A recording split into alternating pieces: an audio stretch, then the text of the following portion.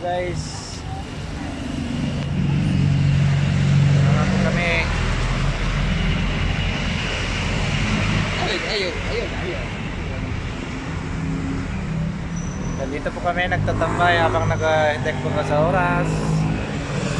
Ayan, pauwi na sila.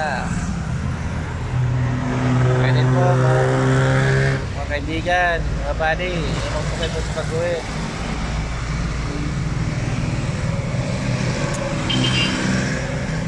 Ayan, pauwi na sila.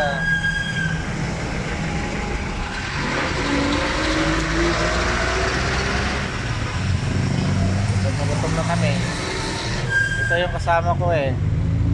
Ayun din sa oras. Malayo pa kasi. Lalo, malayo pa sa oras. Dito pa kami nag-uupo.